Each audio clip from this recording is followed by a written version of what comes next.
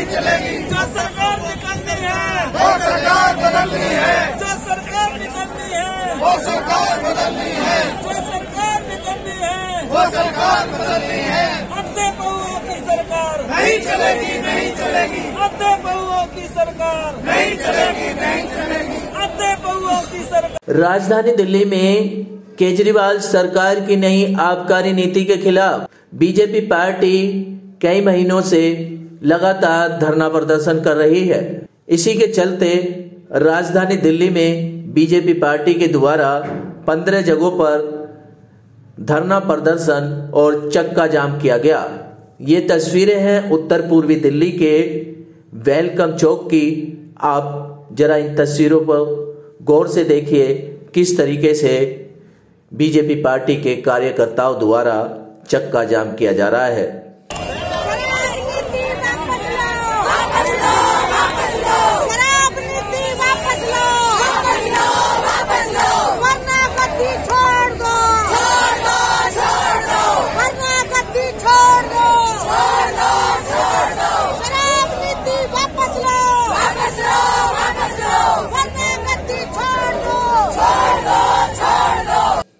इस चक्का जाम में घंटों तक वाहन फंसे रहे और वाहन चालक परेशान भी होते रहे।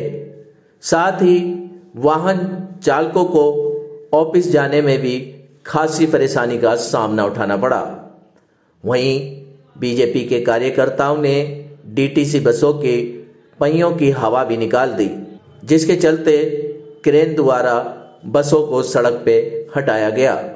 कुछ एम्बुलेंस भी इस जाम में फंसी रही, उन्हें भी बड़ी मुश्किल से निकाला गया। बीजेपी के नेतागणों का कहना था कि केजरीवाल सरकार की इस नई आबकारी नीति के खिलाफ ये चक्का जाम किया गया है। यदि केजरीवाल सरकार इस आबकारी नीति पर रोक नहीं लगाएगी तो इसी तरीके से दिल्ली में प्रदर्शन होते रहेंगे। का जाम हो गया और दिल्ली सरकार की नई शराब जो दिल्ली को बर्बाद और खराब करने की नीति है, जिसमें केजरीवाल सरकार दिल्ली में हजारों ठेके रिहायशी इलाकों में, रेजिडेंशियल इलाके हो, धार्मिक स्थल के पास आइडिया दिख रही है आपकी, इसकी आइडिया आप दिख रही है। आज हजारों की संख्या में जब शराब के टीके खोले जा रहे हैं, उनको महिलाओं को मजदूरों को शराब के लिए जो केजरीवाल सरकार ने लाई है, उसका विरोध करने के लिए आज भारतीय जनता पार्टी के कार्यकर्ता के साथ भाजपा के मेंबर्स और महिला संगठन सब लोग आज दिल्ली की नई शराब के खिलाफ काम कर यार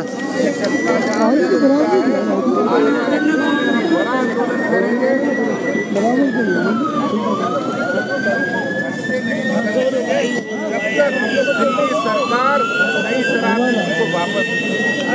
देखो, केजरीवाल जी ने जो नई शराब की आबकारी नीति लेके आए हैं, जो हर वार्ड में 4-4 ठेके खोलने का प्रस्ताव रखा है, उसके विरोध में कई महीनों से हम आवाज उठा रहे हैं, विरोध कर रहे हैं, लेकिन इन पे कोई भी सुनवाई नहीं हो रही, ना ही कोई सही डिसीजन ये ले पा रहे। और इसी विषय से आज हमारा उद्देश्य पब्लिक को परेशान करना नहीं था, एक जागरूक करना था, लोगों को पता चले। और उसमें केवल हमारे भाजपा वाले नहीं, RWA और आम पब्लिक भी शामिल थी, क्योंकि जो ये शराब नीति ले रहे, इनने सबसे बड़ी बेशरमाई हद करी है कि पिंक ठेका आज तक हमारे देश में या हमारी दिल्ली के अंदर कोई पिंक ठेका वगैरह ऐसा कुछ नहीं था। लेडीज के लिए भी ये एक नशे की आदत गिरना चाह रहे हैं। और जैसा कि पहले 25 साल की आयु के ही व्यक्ति शराब लेने जा सकता था, वरना उसे कम उम्र वालों को नहीं मिलती थी। तो इन्हें ऐसा क्या लालच है जो 25 से 21 साल की आयु का थी? ये युवाओं के भविष्य से खिलवाड़ होगा अगर ऐसा हुआ, और ऐसा हम बिल्कुल नहीं होने देंगे। यदि केजरीवाल सरकार आपकी ये मांगे नहीं मानते हैं तो आगे क्या रणनीति रहेगी, क्या कदम बढ़ाए जाएंगे? केजरीवाल सरकार को हमारी बातें माननी पड़ेगी। पब्लिक हमारे साथ है। भाजपा का जो एजेंडा है कभी पब्लिक के साथ गलत ना हो, ये चाहते हैं। और अगर ये शराब के ठेके खुले, मान लो हर वार्ड में ये चाय खुले और कॉलोनी में सबसे बड़ी बेशरमाई हद है, कॉलोनी में खोल लें। बहन बेटी कोई वहां से गुजर रही होगी, रात में वहां दारू पी पी के बैठे होंगे, कल को आने वाला क्राइम बढ़ेगा। इससे उसका जिम्मेदार कौन होगा? साथ ही मैं आपको बताता चलूं कि इस चक्का जाम में सोशल डिस्टेंसिंग की धज्जियां भी उड़ती नजर आई। कई जगहों पर केजरीवाल का पुतला भी दहन किया गया। Live for India Hindi news के लिए रविंदर कुमार की रिपोर्ट। केजरीवाल की हठधर्मी दिल्ली में चल रही है।